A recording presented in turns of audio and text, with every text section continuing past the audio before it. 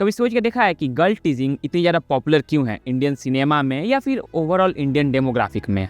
अगर मैं अपनी बात करूँ तो मुझे लगता है इसमें डीडीएलजे का थोड़ा ही सही बट इम्पैक्टिंग रोल है। क्योंकि जब मैं डीडीएलजे पहली बार देख रहा था तो मैंने नोटिस किया कि मूवी के 35 या 40 मिनट के अराउंड पे एक सीन आता है जहाँ राज और सिमरन पहली बार मिलते हैं।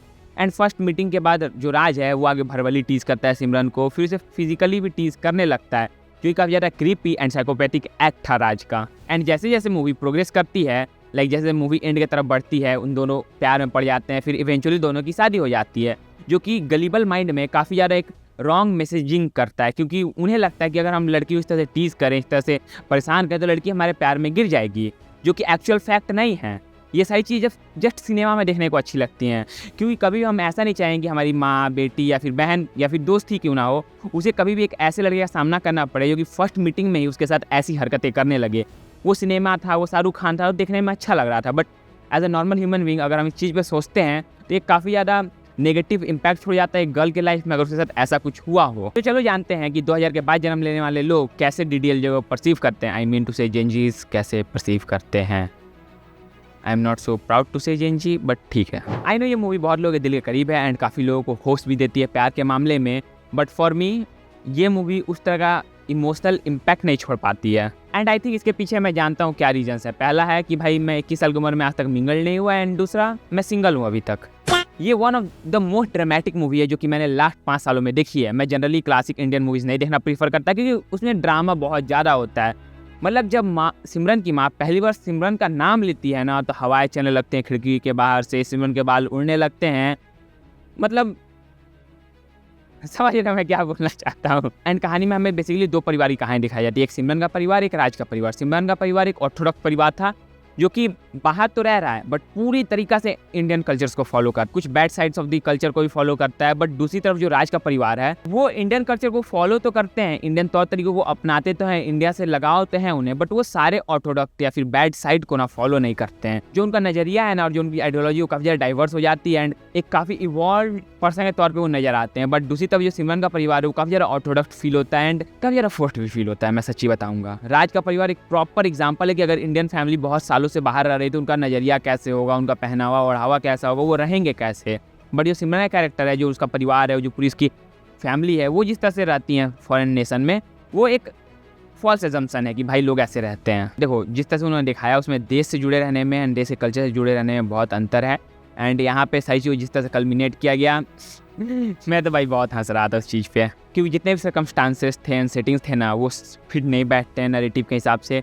वो सारी चीज़ें फोर्स्ड एंड अनरिलेटेड लगने लगते हैं। यार आपका इंटरेस्ट छूट जाता है and you just get irritated. अगर तुम अभी देख रहे हो, आज से 10 साल पहले मैं देख रहा होता इस मूवी को तो मे बी मैं ये ना बोलता, एंड मे बी मैं ऐसा बोल रहा कि मैंने इस मूवी को पहली बार अपने 21 साल के जीवन में देखा है। वेल आगे हम सिमरन के कैरेक्टर के ऊपर बात करेंगे, फिर राज के कैरेक्टर के ऊपर बात करेंगे, एंड इसी साथ लास्ट में मैं एक ओपिनियन टाइप से दे दूंगा कि मुझे क्या लगता है मूवी के बारे में ओवरऑल। तो आई फील कि जो सिमरन का कैरेक्टर था ना, वो बहुत बेहतरीन तरीके से अपने आप को एक्सप्रेस नहीं कर पाता, एक्सप्रेसिव कैरेक्टर नहीं था। लाइक जो राज का कैरेक्टर था, राज का बाप का कैरेक्टर था, वो काफ़ी ज़्यादा एक्सप्रेसिव थे। और जो मूवीज़ में कैरेक्टर है ना, वो अपने थॉट्स को काफ़ी ज़्यादा थोपते हैं सिमरन के ऊपर। बट जो सिमरन का कैरेक्टर था ना, वो सिर्फ एक्सप्रेसिव राज के सामने हो पाती थी, क्योंकि जैसे सिमरन का कैरेक्टर दिखाया गया था, वो बचपन से लेकर जवानी लंदन में बिताती है, यूरोप घूमने जाती है, एंड फिर तुम मुझे फोर्सफुली बताते हो कि वो रेबल नहीं है, वो अपने बाप के ऑर्थोडॉक्स माइंडसेट को फॉलो करना चाहती है। वो एकदम इनटू है कि भाई मेरे पिताजी बोल दिए कि मुझे सलवार कमीज पहनना है तो पहनना है, मुझे एक ऐसे लड़के शादी करनी जिसे मैं पहचानती नहीं, मुझे विदेश से जाके अपने देश में रहना है। वो लड़की सारी बातों के लिए राजी हो जाती है। मतलब ये जो फोर्स्ड नैरेटिव था ना, आप फील कर सकते हो जब आप इस मूवी को अभी देखोगे ना, आपको समझ में आएगा कि ये क्यों दिखाया जा रहा है। ये बेसिकली दिखाया जा रहा है, इसलिए दिखाया जा रहा है क्योंकि उस समय लोगों की एक सोच थी देखना कि भाई विदेश में रहते हुए एक इंडिया का इंसान अपने कल्चर को जिंदा रख रहा है, एंड उस चीज़ को दिखाने के लिए एक फोर्स्ड नैरेटिव चुना गया राइटर के द्वारा, जो कि लोगों को पसंद था, मासेस को पसंद था, अभी लोगों को पसंद आती है। अगर हम राज के कैरेक्टर की बात करें तो राज एक ऐसा कैरेक्टर है जो कि काफ़ी ज़्यादा सॉफ्ट है, लविंग है, लोग उसे काफ़ी ज़्यादा पसंद कर लेते हैं, वो घुलना मिलना जानता है, वो सोशलाइजेशन काफ़ी बढ़िया तरीके से करता है, काफ़ी एक्सट्रोवर्ट टाइप का बंदा है। एक ऐसा लड़का है जो कि बहुत सारे लड़के बनना चाहते हैं सिर्फ अपने गर्लफ्रेंड के सामने, बाकी दुनिया के सामने वो मास्चो मैन बनेंगे, बट गर्लफ्रेंड के सामने एक सॉफ्ट बॉय बनना अपनी पसंदीदा औरत के सामने सबको पसंद होता है। एंड राज उसी तरीका का एक कैरेक्टर है। बट जो मूवी में मुझे सबसे बेहतरीन कैरेक्टर लगाना, वो मुझे राज के बाप का लगा। भाई साहब, वो जिस तरह से अपने बेटे को बोलता है कि भाई मैंने अपनी पूरी जवानी कमाने में बिता दी, लेकिन मैं चाहता हूँ तू अपनी जवानी जी एंड अगर तू अपनी जवानी जिएगा तो मुझे लगा कि मैंने भी अपनी जवानी को जी लिया। एंड वो बहुत तरह से आपको इन्फ्लुएंस करता है, क्योंकि जनरली हमारे घरों में हमारे पिताजी अपने इमोशंस को शेयर नहीं करते, अपने माइंड को कभी टॉक आउट नहीं करते हमारे सामने, स्पेशली बच्चों के सामने। आई फेल्ट कि हाँ, ये जो सीन दिखाया गया है मूवी में, ये one of the best part था, क्योंकि जो फादर फिगर होता है ना वो काफ़ी ज़्यादा स्ट्रिक्ट एंड काफ़ी ज़्यादा कंट्रोलिंग दिखाया जाता है जनरली मूवी में। बट जिस तरह से इस कैरेक्टर को दिखाया गया, राज के पापा को दिखाया गया, वो था कि हाँ मतलब है एक प्रॉपर रिप्रेजेंटेशन है कि भाई एक फादर फिगर भी सॉफ्ट हो सकता है, लविंग हो सकता है, केयरिंग हो सकता है। कहानी के ऊपर हमने एक ओपिनियन रखने के पहले मैं सब 90s या फिर 80s वाले किड्स से पूछना चाहूँगा कि क्या तुम्हें भी कभी अपने जीवन में ऐसा लगा कि जब मुझे मेरी पसंदीदा औरत मिलेगी तो मैं भी उसे बोलूँगा तुझे देखा तो ऐसा लगा?